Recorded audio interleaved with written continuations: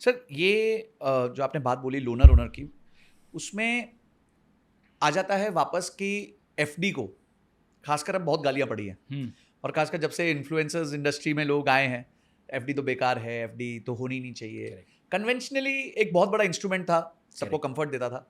तो क्या actually FD का कोई यूज केस बचा है, या एफडी का यूज केस है ही नहीं? एफडी का यूज केस है, एक ही यूज केस है कि अगर आपके गोल्स 6 महीने 12 महीने 1 साल 2 साल 3 साल तक के गोल्स हैं, शॉर्ट टर्म गोल्स हैं, तब आप एक्विटीज़ में डैबल मत करो। तब आपने अगर सोचा कि 2 साल बाद मुझे पैसे चाहिए, बच्चों की शादी करनी है, बच्चों की पढ़ाई, और आपने इक्विटी मार्केट में लगा दिया, 20% क्रैश हो गया, आप अपने बच्चे की शादी पोस्टपोन नहीं कर सकते हो। आप बेटे को बोल नहीं सकते हो अगले साल तुम पढ़ाई के लिए जाना, मार्केट 20% क्रैश हो गया है, राइट? तो शॉर्ट टर्म गोल्स के लिए आप एफडी करो। आप वही मैं बोला ना कि आप बोरीवली से अगर यहाँ गाड़ी में आए, आप फॉर्चून में 80 की स्पीड से आ ही नहीं सकते हो। आपको तो यहाँ 20 की स्पीड 25 की स्पीड में आनी पड़ेगी शॉर्ट टर्म में, राइट? तो एफडीज का शॉर्ट टर्म में पर्पस है, चाहे एफडीज करो चाहे डेट फंड्स होते हैं म्यूचुअल फंड में।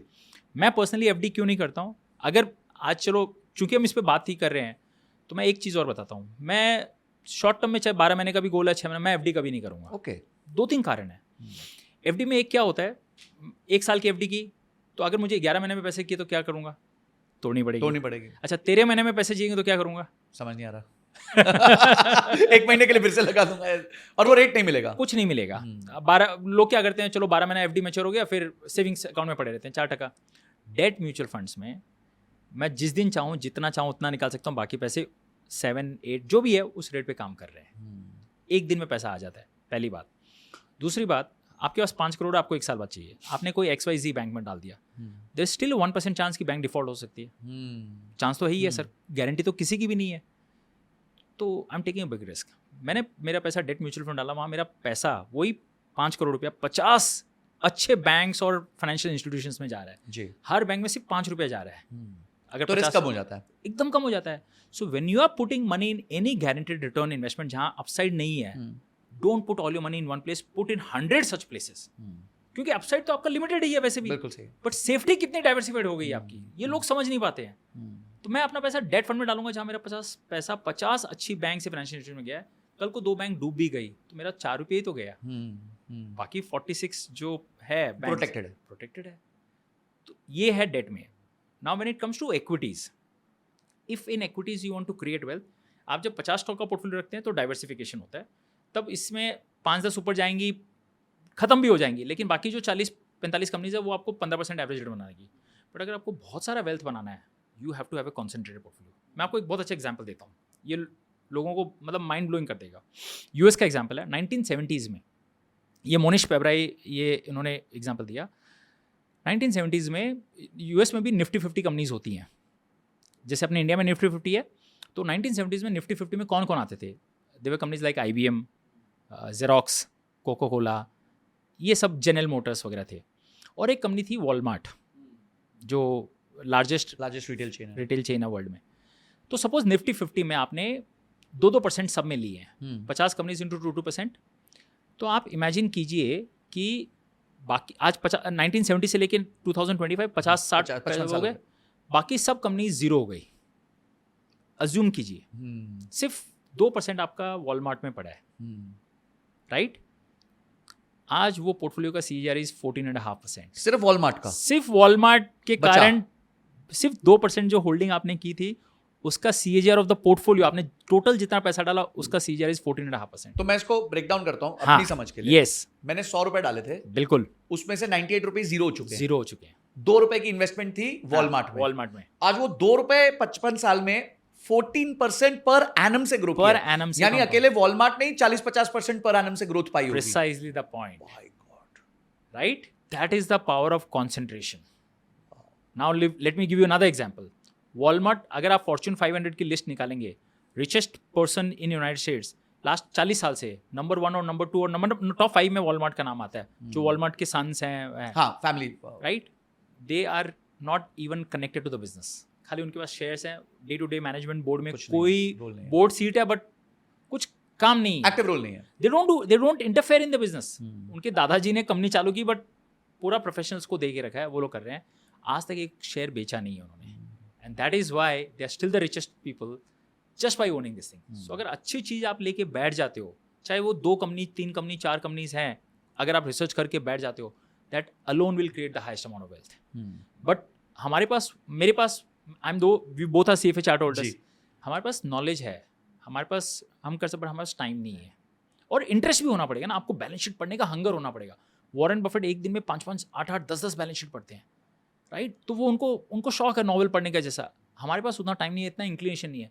तो मैं नेक्स्ट बेस्ट थिंग क्या करता हूँ, choose a good manager, give your hard and money. जैसे प्रशांत जैन या अच्छे फंड मैनेजर्स हैं, नीलेश शाह वगैरह, उनकी कंपनीज के मैनेजर्स हैं.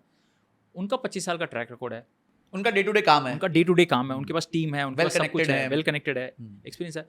अगर वो आपको 15 से 18% बना के दे सकते हैं, जो मेरा एक्सपेक्टेशन है, what more do I want? True. मैं अगर खुद से 22% बना भी लिया तो मुझे मेरा काम छोड़ना पड़ेगा. मेरा काम छोड़ना पड़ेगा. And I love this work. तो मेरा पहला काम है, मैं अपने काम से पहले बहुत कमाई करूं, इसमें मेहनत करूं, जो मेरा फर्स्ट लव है. ये जो कमाई आती है उसको मैं अगर 15 से 18 में कंपाउंडिंग लगा दूं, double compounding machine. So be an owner, not a loner. And if you want to create a lot of wealth, have a concentrated portfolio. That's the only. Diversification preserves wealth. Concentration creates wealth. Bill Gates जो rich बने हैं, सिर्फ major उनका stock उनका है. आप जितने भी एंटरप्रेन्योर्स ले लीजिए, इलॉन मस्क, एक एक कंपनी से रिच बने हैं, राइट? इसलिए तो 75% अमीरों में उन्हीं का नाम है. एग्जैक्टली. अब जब एक बार आप रिच बन गए, right, then it is up to you. Now you want to diversify so that it preserves your wealth, right? But rich बनने का एक ही रास्ता है. आप डाइवर्सिफिकेशन से अल्ट्रा वेल्दी नहीं बन सकते. आप वेल्दी बन सकते हो म्यूचुअल फंड्स में, आप 12-15% से कंपाउंडिंग करके हम सब इन्वेस्टर्स वेल्दी बन सकते हैं. बट अगर आपको 1000, 2000 करोड़, 5000 करोड़ का नेटवर्थ बनाना है, it has to come from single source. और वो सिंगल सोर्स अधिकांश केसेस में has been people's own company, because you have the highest shareholder होगा और हाईएस्ट कन्विक्शन. आज मैं सारा पैसा सिंगल स्टॉक में नहीं डाल सकता, क्योंकि मैं उसका ओनर हूं, मेरा कंट्रोल नहीं है, मेरा कन्विक्शन उतना है कि नहीं है, राइट? सही कह रहे हैं. बट मैं अपना बिजनेस में डाल सकता हूँ, इसीलिए सब लोग अपना री-इन्वेस्ट अपने बिजनेस में ही करते हैं. बट एक गोल्डन रूल मैं बिजनेस एडवाइजर्स, बिजनेस ओनर्स को देना चाहता हूँ. आप और मैं बहुत सारे बिजनेसमैन से मिलते हैं, सब लोग बोलते हैं यार क्या 12-15% तुम म्यूचुअल फंड में दे रहे हो, मेरे बिजनेस में तो 20%, 25% ऐसे ही आ जाते हैं. बोला सर कितने साल से आपका बिजनेस है? तो बोलता 40-50 साल से है, हर साल मैं 25% तो कमाई लेता हूँ.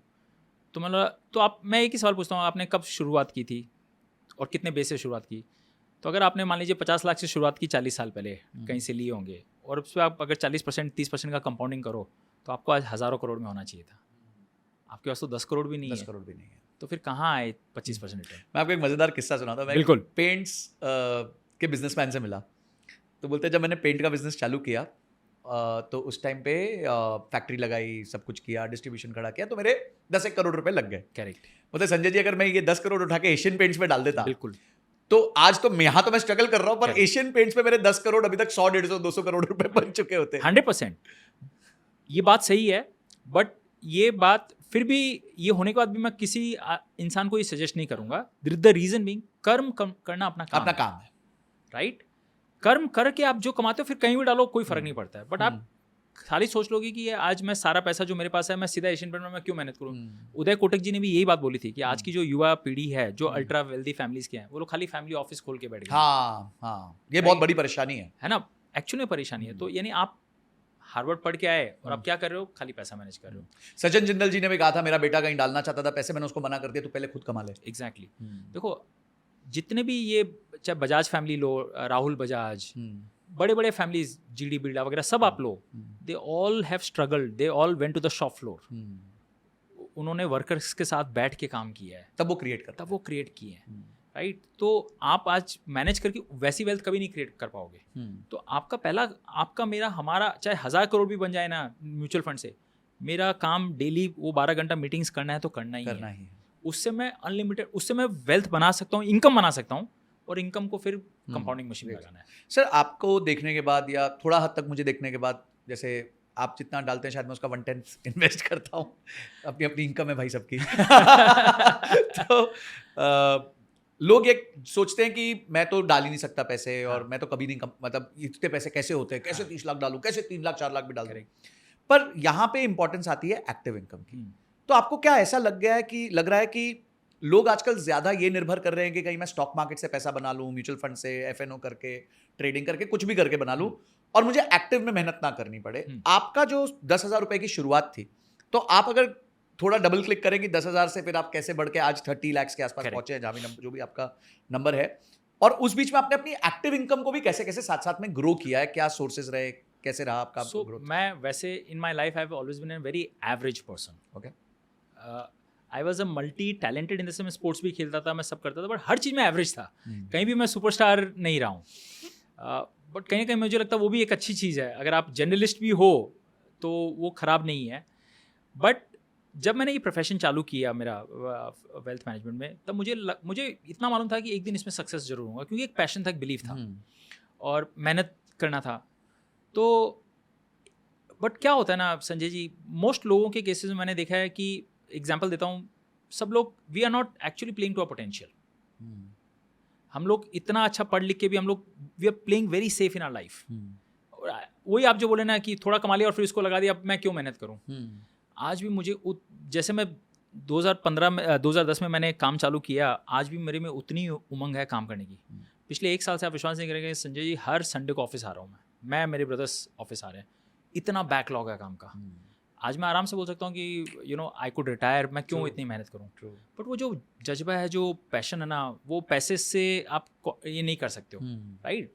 Secondly, if you put in 80% effort, and this is a golden rule I am saying, and this I can see. हमारे इंडस्ट्री में बहुत सारे फाइनेंशियल एडवाइजर्स हैं, बहुत सारे इन्वेस्टर्स हैं ना. आज ही मेरे केस में 2 लोग सर अंबाला और पानीपत से आए थे, 2 एडवाइजर्स, बहुत अच्छे लोग आए थे और अच्छा लगा उनसे मीटिंग करके. तो बोलते सर हम छोटे शहर में हैं, हम 300 करोड़ रुपया मैनेज कर रहे हैं. अरे वाह. तो हम अच्छी इनकम भी कमा रहे हैं, तो हम अपने शहर में एकदम टॉप में आते हैं. तो अब हमें ऐसा लगता है हमारा पेट भरा हुआ है, अब हम क्या करें. मोटिवेशन कहाँ से है. आपकी जब पॉडकास्ट देखते हैं तो हमें मोटिवेशन आती है कि ये बड़ा AUM चाहिए, अच्छा काम. हाँ, अच्छा काम कर रहे हैं, ये कर रहे हैं. वो भी जानते हैं कि इनको पैसे नहीं चाहिए, बट ये फिर भी कर रहे हैं. तो बोलते सर आप में क्या ड्राइव है, हंगर, कि आप वो कर रहे हो. तो मैंने बोला देखो, हमारे बाकी सब दुनिया में आप देख लो, 80% लोग, आप 80% एफर्ट डालोगे तो आपको 80% रिजल्ट्स आएंगे. बट अगर आप 85% एफर्ट डालोगे तो आपको 100% रिजल्ट्स आएंगे. ओह, मतलब अगले 5% से 20% का डेल्टा है. आप 90 डालोगे तो 120% रिजल्ट्स आएंगे, और अगर आप 100 डाल दिए तो सीधा 200% का रिजल्ट आएगा. इंक्रीमेंटली जो आप 5% लगा रहे हो ना, उसका जो डेल्टा आता है ना, वो गजब का होता है. बट 95% लोग वो 85% तक ही एफर्ट लगाते हैं, उसके ऊपर जाते ही नहीं है. मैंने अपने आप को एक ही चीज़ की है कि कंफर्ट जोन में नहीं रहना है. You have to get out of your comfort zone always, even after 20 years. Sir कल मैंने ना मारुति का देखा था, एक चार्ट मिंट में आया था. मारुति का मार्केट शेयर आज से 4 साल पहले 48% था. 4 साल पहले की बात है, आज 40% पे आ गया. They were the market leaders. True. Right. Complacent हो गए, नया प्रोडक्ट नहीं डेवलप कर रहे. यूएस में एक कंपनी है हर्ट्ज करके रेंटल का, एविस करके एक और कंपनी है रेंटल का, सेकंड. तो उनका एक ऐड आया था, we are number 2, we try harder. Right. तो जब आप सेकंड, थर्ड, फिफ्थ 10 होते हो ना, तो आपकी रहती है कि मुझे ऊपर जाना है. जब आप टॉप पे रहते हो ना, तो हो जाता है. तो मैं मेरे टीम को भी ये बोलता हूँ, you can't afford to remain complacent. It is our biggest enemy. Nagesh Kukunoor director का नाम सुना है? उनकी प्रोडक्शन कंपनी का नाम आपको पता है क्या है? नहीं. SIC. ओके. उसका फुल फॉर्म है स्टेबिलिटी इज अ कर्स. अच्छा. मैं आपको इसका एक एग्जांपल देता हूँ. मैं अभी कहीं पढ़ रहा था कि Pepsi was the second largest brand after Coke in US. Correct. And today it's not even in the top 4. ओह. तो छोटे ब्रांड्स जैसे डॉक्टर पेपर करके एक ब्रांड है, तो दैट हैज डिसलॉज्ड पेप्सी. ठीक है. इसका स्प्राइट कोक का, it has become a separate category leader. और क्यों? क्योंकि पेप्सी के साथ लोग अब कोरिलेट नहीं कर पा रहे. पेप्सी में भी हैव लॉस्ट इट्स फिज. तो जो उनका मार्केट शेयर है, कोक का अकेले का 19% है और इनका 9% रह गया है. तो जब आप कंप्लेसेंट हो जाते हैं, तो पेप्सी जैसे ब्रांड्स भी, हमने पैसे देखा, Kodak, Nokia, you know how they have been dislodged so badly. And recently when I read this, I was so shocked कि एक छोटा सा डॉक्टर पेपर करके ब्रांड आया और जो है समेट के चला गया और नंबर 2, नंबर 3 पे पहुंच गया. बिल्कुल. तो इसीलिए क्या होता है कि when you are playing for higher stakes, you can't afford to even be 1% complacent. क्यों? जब India cricket team world cup 3 साल पहले की तैयारी अभी से क्यों करती है? क्योंकि world cup is at stake. तो एवरीथिंग इज क्रिटिकल. ट्रू. तो बिजनेस में भी आपको अगर एक लेवल पे जाना है ना, आप जो कमाई की बात करें, वो मैक्सिमम कमाई आपकी इंक्रीमेंटल इनपुट से आएगी. आपने जो 1 घंटा लर्निंग की है, 1 घंटा इन्वेस्टमेंट किया है, वहाँ से आएगी. हाईएस्ट इनकम आप एक्टिव से बना सकते हो, और उसके लिए आपको you have to be a life long learner. Charlie Munger कहते हैं, every day read as many books as possible, meet as many people, grind hustle करो आप, और उससे आपको बहुत अच्छी एक्टिव इनकम आएगी। और देखिए हमारी ह्यूमन कैपिटल होती है, ह्यूमन कैपिटल एक तरह से लिमिटेड होती है। जैसे जैसे हमारी इनकम एज बढ़ती है ना, ह्यूमन कैपिटल नीचे जाती रहती है, फाइनेंशियल कैपिटल ऊपर जाती रहती है, राइट। जो 20 साल का लड़का, उससे मैं कॉम्पीट नहीं कर सकता हूँ। वो 15 घंटे 18 घंटे काम कर सकते हैं, मेरे पास उतनी एनर्जी नहीं है, अब उतना ब्रेन प्रोसेसिंग भी नहीं है कि मैं कर सकता हूँ। 20 साल की उम्र में आप CFA कर सकते हो, 45 में बहुत डिफिकल्ट हो जाता है। हाँ, मुझे कोई बोले फिर से करनी, मैं तो नहीं करूंगा, नहीं कर पाएंगे, राइट। तो वो इंक्रीमेंटल है। तो जो आपका गोल्डन फेज है ना, उस वक्त आप सबसे ज़्यादा एक्टिव इनकम इन्वेस्ट करो, अच्छे कोर्सेज करो, राइट, अच्छे सेमिनार्स जाओ, अटेंड करो। मैं जब MBA करता था दिल्ली में, मैंने MBA किया है मैंने, और मैं क्लासेस बहुत कम अटेंड करता था। मैं CIA के कॉन्फ्रेंस में चला जाता था 2000 रुपये फीस दे के। मेरे प्रोफेसर्स लोग बोलते थे यार तू अकेला आदमी है जो ये करता, बाकी पूरी क्लास CGPA के पीछे भाग रही है। ट्रू जो नंबर्स होते हैं ना, और 120 में मेरा रैंकिंग 118 आया था नीचे से। 2 लोग फिर भी आपके नीचे थे। 2 लोग फिर भी नीचे थे। मैं वही सोच रहा हूँ कि वो कैसे हो सकते हैं, मतलब। But believe me, what I did in my post graduation, I used to read other books. मैं बाहर जाता था, रियल लर्निंग करता था। आज मैं जो भी हूँ ना, वो रियल लर्निंग के कारण बहुत हेल्प की है, not the theoretical learning that I did. And unfortunately in our country we are always used measured by our outer score card. आपके मार्क्स क्या आए थे, आपके वो आए, नोबडी फोकस ऑन लर्निंग। बहुत लोग हमारी इंडस्ट्री में सर्टिफिकेशन के लिए जाते हैं, मैं ये सर्टिफिकेट कर लूँगा तो रेज्यूमे में अच्छा लगेगा। ये अभी 4-5 दिन पहले इसका ट्वीट आया था कुणाल बहल का, स्नैपडील का, ग्रेजुएशन डिग्रीज या post graduation degrees have lost its values. It doesn't matter आप IIM से हैं या कहीं से भी है, इट डजंट मैटर। एक चीज़ आप हमेशा याद रखना संजय जी, कोई भी हार्वर्ड की डिग्री या कोई भी डिग्री आपको खाली पहला जॉब में मदद करेगी। It will open the door for the first job. First job से सेकंड जॉब जब जाओगे ना, तो आपसे इंटरव्यू पूछेगा आपने पहले जॉब में क्या किया था। नोबडी विल आस्क यू कि आपने हार्वर्ड से पढ़ा है कि नहीं। It won't take you far if you are not competent. तो आज हम जब लोगों को हायर करते हैं, हम बोलते हैं आपकी डिग्री क्या, मुझे कोई फर्क नहीं पड़ता है, आप में हंगर कितना है। अगर आपको कुछ नहीं आता मैं सब सिखाऊंगा आपको, बट आप में हंगर है कि नहीं, आप 15 घंटा काम कर सकते हो कि नहीं, आप में वो एटीट्यूड है कि नहीं है। तो मेरे पास एक एम्प्लॉई आया था 4 साल पहले, बोला सर मैं काम करना चाहता हूँ आपके पास। बोला ठीक है, बोला तुमको कितना बनाना है, बोला सर मुझे 4 साल में 30 लाख रुपये करना है। बोला हम आपका 30 लाख रुपये का रोड मैप बनाते हैं, बट मैं आपको करवा के दूंगा, मैं आपको उतनी पे करूँगा, बट आप तैयार हो के नहीं उसके लिए, राइट। 100 में से 2 आदमी 3 आदमी रेडी होते हैं। 90% people get into the comfort zone. 6 बजे मुझे घर जाना। देखो लाइफ में ना, ये सब हम जो बोलते हैं ना बैलेंस लाइफ, ये सब है ना किताबों में होती है, राइट। स्टीव जॉब्स बोलते हैं कि you have to be crazy enough to change the world. True. If you are not crazy enough you can not change the world. True. तो आपको अगर कुछ, आज आप इतना, कितने पॉडकास्ट में आप आते हो, आपके पास चॉइस था सैटरडे संडे आप क्यों करो। ट्रू। आप क्यों दिल्ली से बॉम्बे आके कर रहे हैं, आप फैमिली के साथ कर सकते थे, but there is some impact that you want to make. True, right. तो उसके लिए आपको ट्रेड ऑफ करना पड़ता है, maybe family time, pass time जो भी है, तो वो डेल्टा आता है सर। और वो ट्रेड ऑफ लाइफ लॉन्ग नहीं करना है आपको, बट पहले 15 साल आपको ट्रेड ऑफ करना पड़ेगा इन सम सेंस और other. The only thing which I say, health को ट्रेड ऑफ मत करो, that is not a thing to be trade off. आप खाना नहीं खा के काम करो, वो सही नहीं है, बिकॉज आपकी गाड़ी ठीक नहीं है तो फिर आगे चलेगी कैसे। लॉन्ग टर्म चलाना है ना आपको गाड़ी, तो कंपाउंडिंग तभी होगी। हेल्थ को ट्रेड ऑफ मत करो, और ठीक है फैमिली टाइम दो आप, बाकी बहुत सारी चीज़ को आप काट के अगर कर सकते हो तो 10 ईयर्स जो आपका डेल्टा ना, वो आपको it will reclaim 20 years of your life. यही मेरे साथ हुआ सर, जब मैंने तय किया था कि मैं फ्रीडम को लाइफस्टाइल के ऊपर वैल्यू करूँगा, तो मैंने शुरू में बहुत कॉम्प्रोमाइज़ किए। मेरे दोस्त बड़ी गाड़ी खरीदते थे, मैं छोटी गाड़ी में आता था। मेरे दोस्तों ने घर लिया, मैंने नहीं लिया उस टाइम पे, आई स्टेड ऑन रेंट। बिल्कुल। और ये जब पैसा मार्केट्स में गया और कंपाउंड किया लॉन्ग टर्म के लिए, और मैंने अपनी इनकम पे फोकस किया, तो मुझे उसका एक आउटकम मिला कि मैं 40 से पहले अपने आप को फाइनेंशियली इंडिपेंडेंट कर सका। रिटायर तो नहीं कर पाया, क्योंकि मुझे लगता नहीं कि ऐसा कोई वर्ड एग्जिस्ट ही करता है रिटायर, बिकॉज मेरे को था कि मुझे हमेशा पढ़ाना था, और मुझे लगा ये स्पेस बहुत बड़ा है जहाँ पे हम लोगों को अवेयर कर सकते हैं। और सब मुझे ऐसा लगता है कि कंपाउंडिंग सिर्फ हमारी लाइफ में इन्वेस्टमेंट्स म्यूचुअल फंड्स में नहीं आती। मैं अभी देख रहा था कि हमने 1 साल पहले कंटेंट जर्नी स्टार्ट की थी, and we are now at almost 2.2 million followers and subscribers on 2 platforms. My goodness. And in June alone, we have added more than 1 lakh subscribers on YouTube. Oh. 1 जून में सिर्फ। 1 जून में। और मैं ये सोच रहा था कि पहले हम सोचते थे कि यार टोटली 1 लाख सब्सक्राइबर्स तक पहुंच जाए, करेक्ट, तो कितनी बड़ी बात हो जाएगी। करेक्ट। और आज हम महीने का 1 लाख जोड़ रहे हैं। हो सकता है कोई महीना आएगा जब मैं 1 मिलियन भी जोड़ूंगा। तो अगर ये पाथ पे लंबे समय के लिए हम ज्यादा मेहनत करेंगे, तो ऑब्वियसली जैसे आप बता रहे हैं, हम बहुत लोगों से आगे निकल जाएंगे। पर मानसिकता सर यहाँ ये कह रही है कि ट्रेनिंग जो है, सेल्फ लर्निंग जो है, वो मेरा काम नहीं है, वो मेरे एम्प्लॉयर का काम है। मुझे सेल्स में बेटर होना है, ये मेरे एम्प्लॉयर की नीड है। मुझे मेरे काम में ज्यादा सक्षम होना है, ये मेरे एम्प्लॉयर की नीड है, क्योंकि मैं जो करूंगा उससे एम्प्लॉयर को फायदा होगा। अब ये माइंडसेट को कैसे चेंज करें सर? तो वो बिल्कुल गलत माइंडसेट है। आप सोच रहे हैं कि देखो, वॉरेन बफेट एक ही चीज़ बोलते हैं, जो लर्निंग आप खुद पे करते हो ना, वो आपसे कोई चोरी नहीं कर सकता है। राइट? उस पर कोई गवर्नमेंट आपसे टैक्स वैसे नहीं ले सकती है, वो हमेशा आपके पास रहेगी। तो ये आप मत सोचो कि लर्निंग आप करो तो दूसरे के लिए है, वो आपके पास रहेगी। आप जिंदगी भर यहाँ थोड़ी काम करने वाला, आप कहीं और भी जाओगे, वहाँ काम करोगे, तो उससे आप फ़ायदा उठा सकते हो। हमारे टीम्स को मैं खाली एक ही चीज़ पुश करता हूँ, तुम लर्निंग जितना कर सकते हो करो, तुम्हारे फ़ायदे के लिए कर रहा हूँ। मैं पुश करता हूँ, सोचो, तो मेरे फ़ायदे के लिए नहीं है, चलो मुझे फ़ायदा होगा, बट पहले तो तुमको फ़ायदा होगा ना, तुम्हारी इनकम ऊपर जाएगी, तुमको अच्छा होगा। तो मैं हमारी कंपनी में मेरा एक ही टारगेट रहता है, कितने ट्रेनिंग्स तुमने अटेंड किए, कितने सेमिनार्स कॉन्फ्रेंसेस तुमने अटेंड किए। हम हमारे एम्प्लॉयज़ को धक्का देते हैं, भाई जाओ।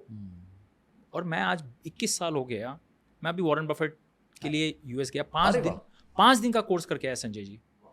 मुझे क्या ज़रूरत थी, राइट? बट जब मैं वहाँ गया, 71 participants from 18 countries, 6 continents, and the best of guys were there. जो वॉरेन बफेट के ऊपर हर इंसान एनसाइक्लोपीडिया अपने आप में, और आप उस सर्कल में आप लर्निंग कर रहे हो, तो आपको लगता है यार आप तो बहुत छोटे हो। और वॉरेन बफेट अपने आप में यूनिवर्सिटी है। चार्ली मंगर और वॉरेन बफेट अपने आप में यूनिवर्सिटी है। जब मैं वहाँ जाके आया, अब मैं इतना इंस्पायर्ड हूँ। देखो, मैं 15-20 साल से वॉरेन बफेट की इन्वेस्टिंग फिलॉसफी फॉलो कर रहा था, buy low, sell high, be greedy when others are fearful, सब की है, और इसी से आज वेल्थ बनी है जी। आने के बाद मेरा बिजनेस करने का तरीका चेंज हो गया, मेरा लाइफ जीने का तरीका, मेरा रीडिंग पे, मैं रीडिंग नहीं कर पाता था because today you are so much occupied with many other things. Now I'm trying to put off every other thing and read as much as possible. तो वो उन्होंने तो करके दिखाया, उन्होंने सब कुछ कर लिया, तो आपको तो खाली कॉपी करना है। ट्रू। तो और आपको हर चीज़ सीखने के लिए गलती नहीं करनी है, आप दूसरों की लाइफ लेसन से सीख सकते हो। बिल्कुल।